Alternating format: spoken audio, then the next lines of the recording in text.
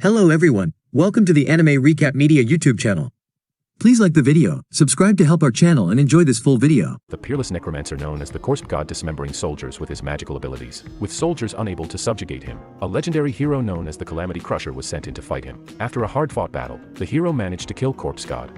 However, just before the hero's sword pierced him, the necromancer cast a spell which reincarnated him into the body of one Polka Shinoyama. Upon waking up, corpse god realized he was in the body of a boy with a split throat as he found it difficult to speak. This is when a drone is seen monitoring Shinoyama, with a guy on the other end being amazed that the boy was still alive.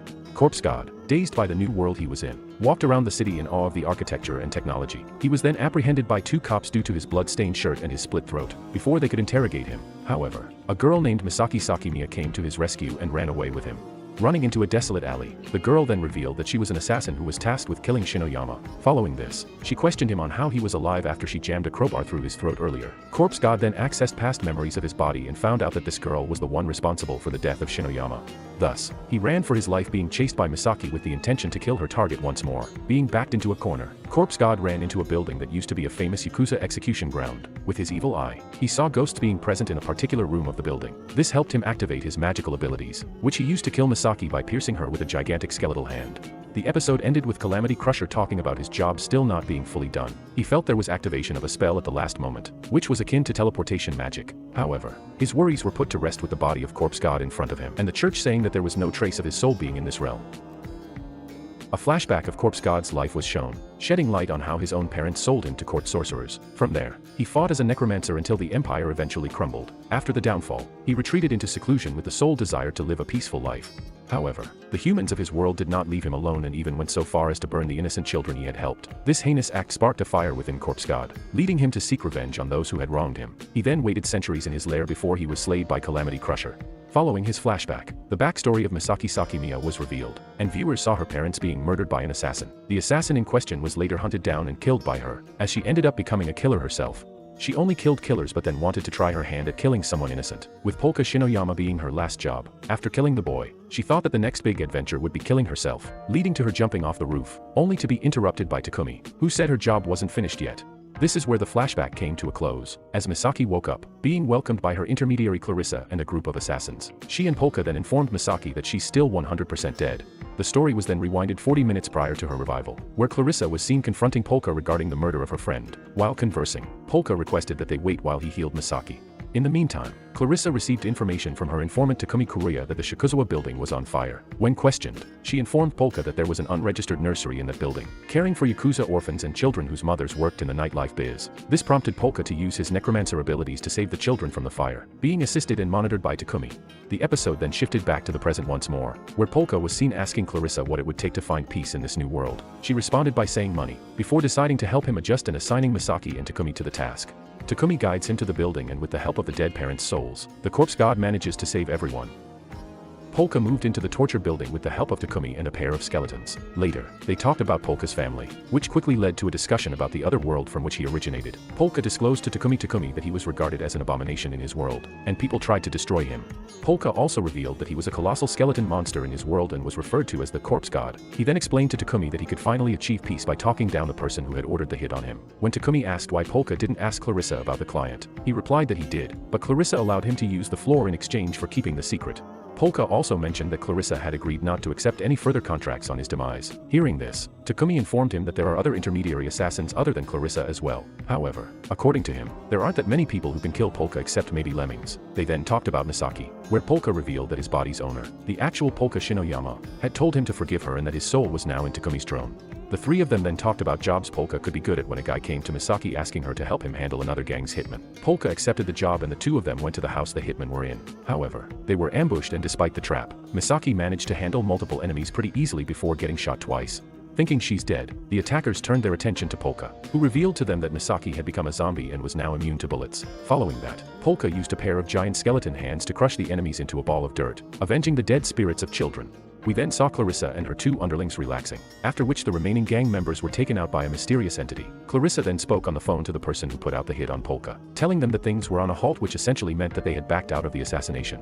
The episode then introduces Tsubaki Iwanome and Kozaburo Arase, both working as detectives who investigate cases that border on the occult. Polka revealed that Misaki's saliva was paralyzing and that she was now stronger but less sensitive than before.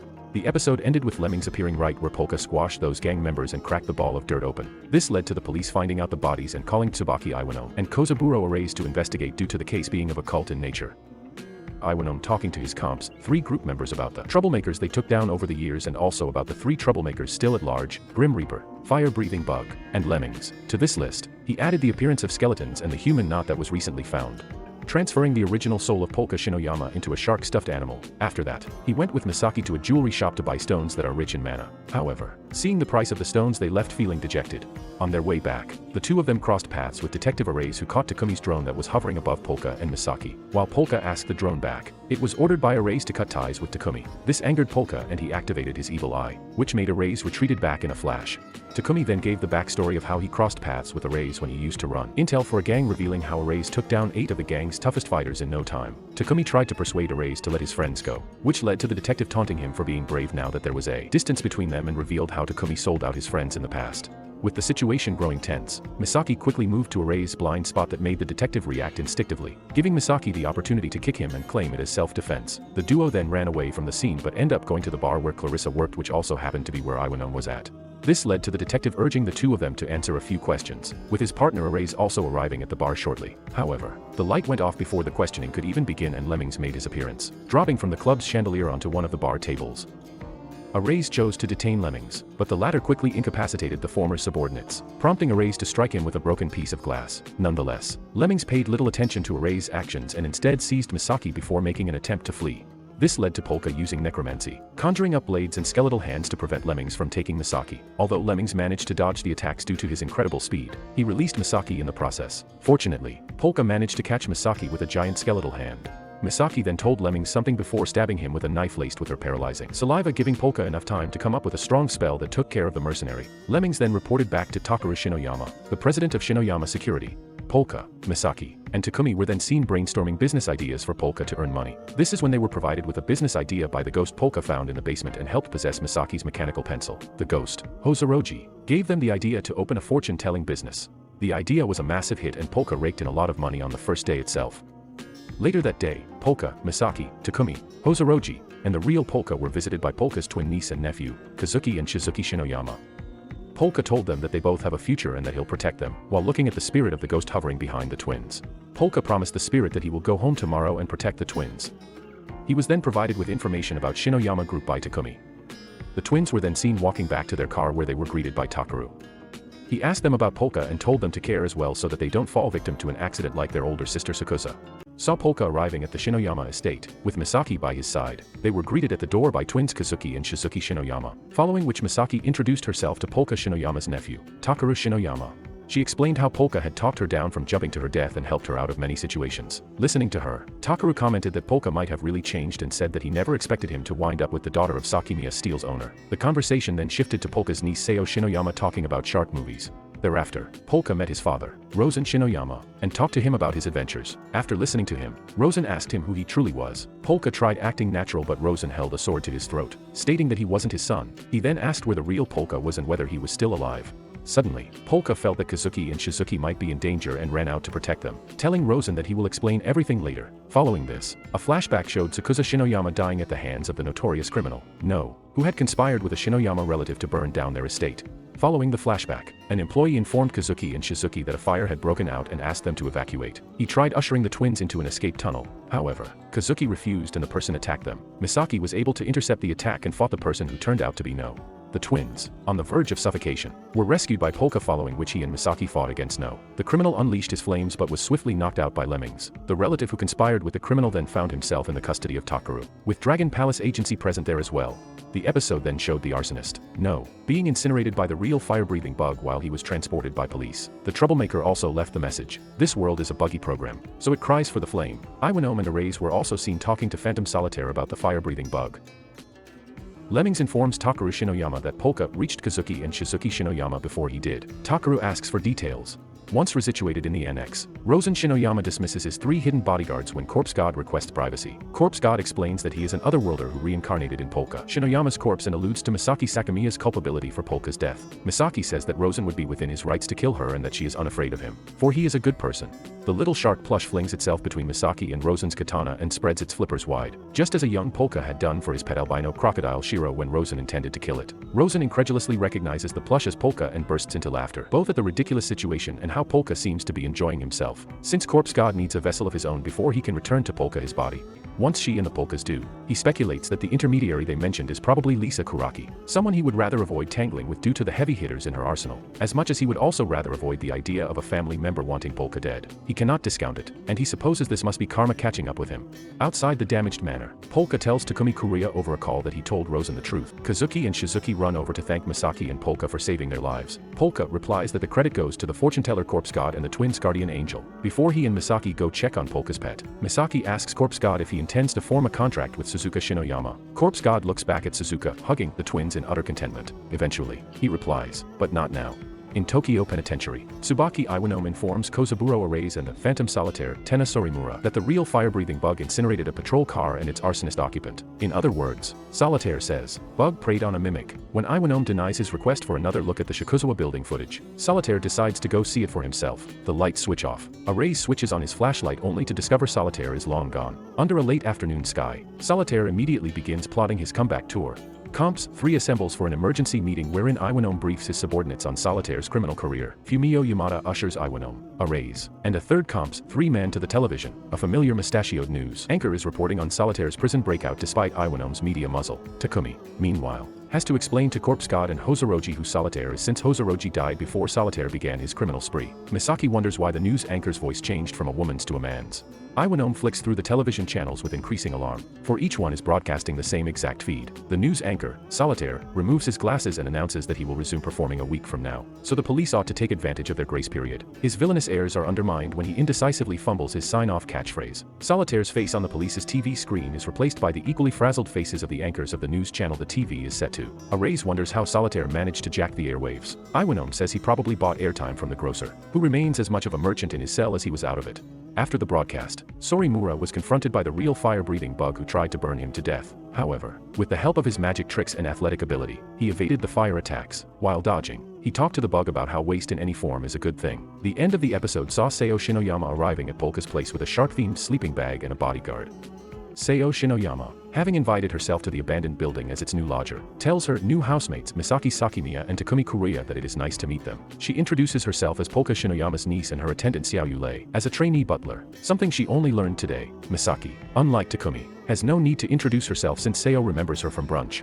Corpse God asks why Seo has come and receives a morose, oblique reply about toasted sharks that Xiaoyu translates. Young Miss Seo's bedroom and shark memorabilia collection were consumed by the estate fire. He plays a pre-recorded video of Rosen Shinoyama asking Polka to take in Seo and her bodyguard for now because Polka's bedroom was also incinerated, and really because having 2 Shinoyamas there is convenient. The video ends. Rosen means a convenient reason to deploy his personal security in the building, that is Xiaoyu, and people whose increased nearby presence Corpse God can detect. He cannot trust ordinary Shinoyama security to protect Polka's life if a Shinoyama is the one demanding its termination. But, wonders Corpse God, what if that Shinoyama is Seo? That would simply be convenient.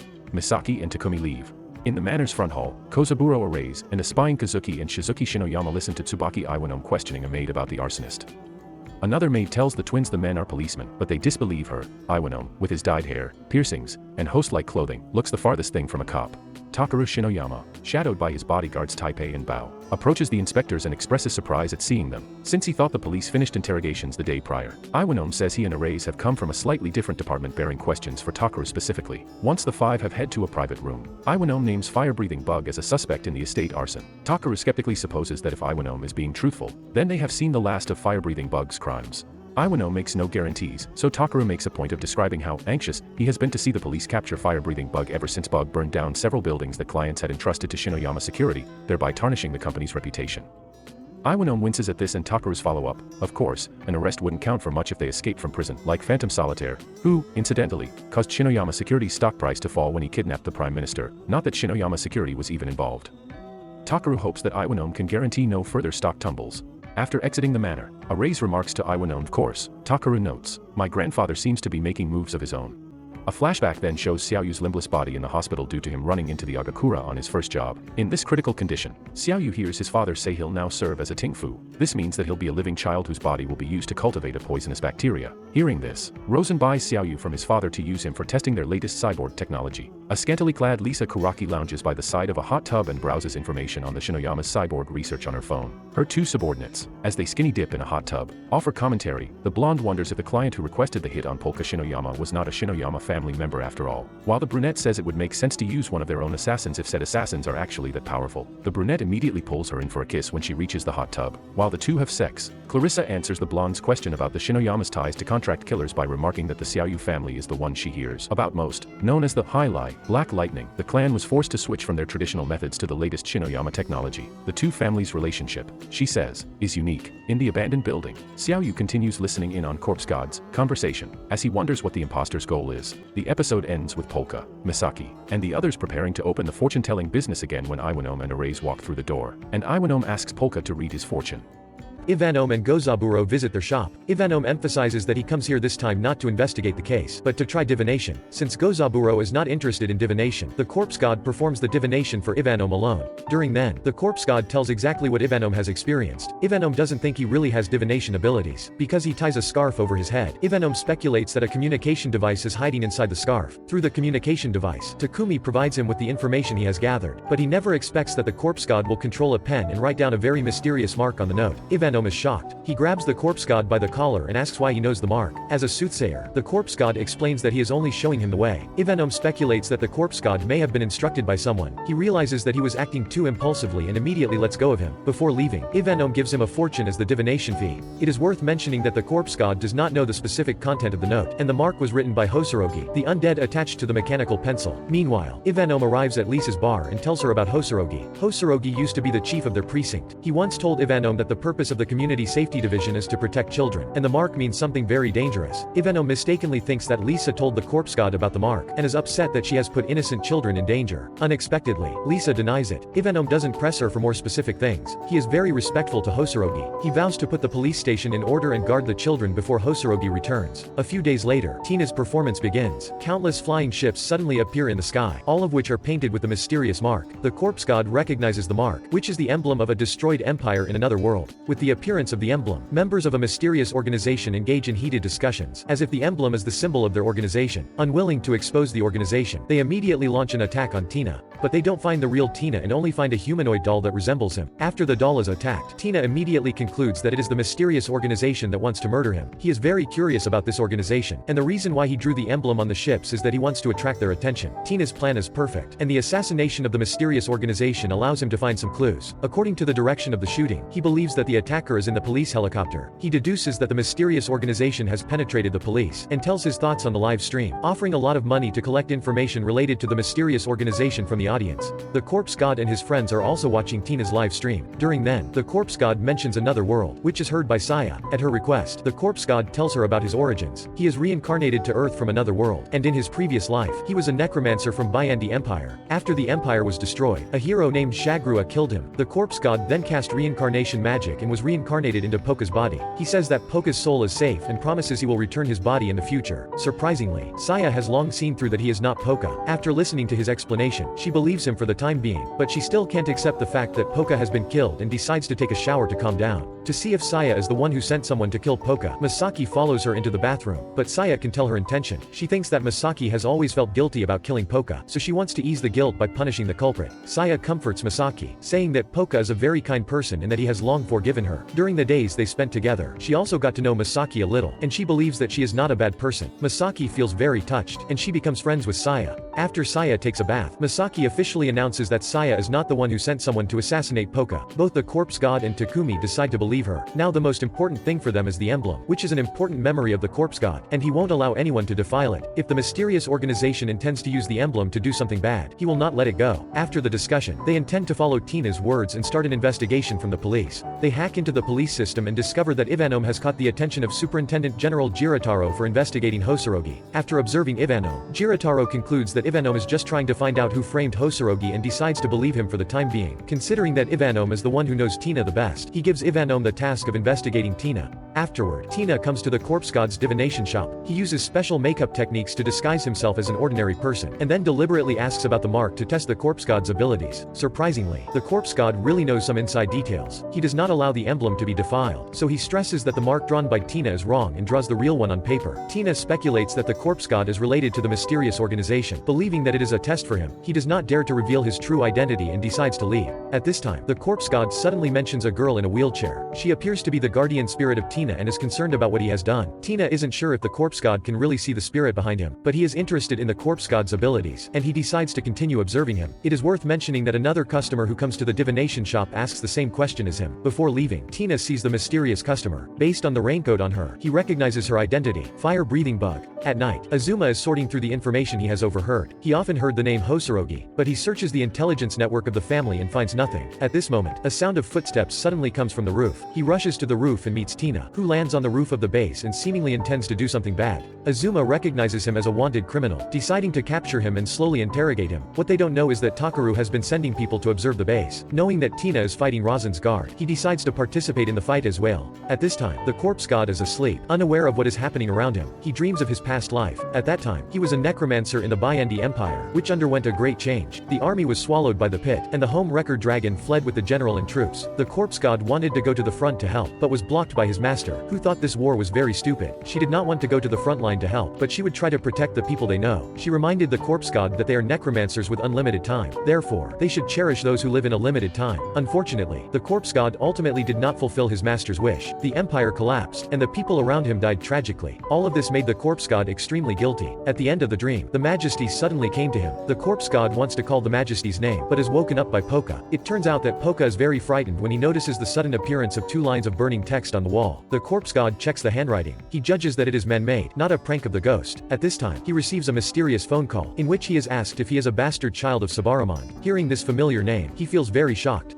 because Sabaramon does not belong to this world. Though the corpse god wants some more specific information, the person doesn't reveal more. Just then, he remembers the burning characters on the wall and guesses that the mysterious man is probably nearby. He screens the people around the base and soon finds 3 men on the roof. Before the duel between Azuma and Tina can be decided, Lemmings suddenly joins them. Since Takaru has told him not to hurt Azuma, his target is only Tina. The corpse god doesn't know Lemmings' purpose, but he keeps wary of him. In addition, a girl hovering near the base also catches the corpse god's attention. Coupled with the mysterious man suddenly hanging up the phone call, the corpse god is puzzled and decides to use his ability to suppress the complicated situation. The scene then cuts to the other world. The corpse god's master mentions her apprentice to her good friend. She believes that the corpse god is very empathetic and will sacrifice all for the person and things he cares about, which, if tarnished, will drive him crazy. As it turned out, the corpse god's master really knows him well. After his investigation, the corpse god found that people who appeared near the base have all asked about the emblem. He thinks they must have some kind of clue, and he doesn't want to let any of them go, except for Azuma. Considering Azuma is Saya's butler, the corpse god secretly uses magic to help him. As for Lemmings, he is controlled by the corpse god's power and is unable to attack. The corpse god is satisfied with the situation. He then uses the most powerful necromancy spell, ready to capture everyone on the scene. Unfortunately, his current energy is not enough to suppress Lemmings, and even Tina takes advantage of the chaos to escape. In the end, the corpse god only catches the girl downstairs. Little does he know that she is most likely the fire-breathing bug. At the end of the story, the corpse god's necromancy causes a very heated discussion on the internet, and the police launch an investigation. With the emergence of various forces, the city of Tokyo is destined to be restless, which currently brings the end of the anime. How was the video? We hope it was good. If so, please check these videos. Also, please comment down your thoughts and your suggestions for future videos. If you haven't already, please consider subscribing now to show the support to our channel. We hope to see you soon with another video right in this channel. Have a nice day.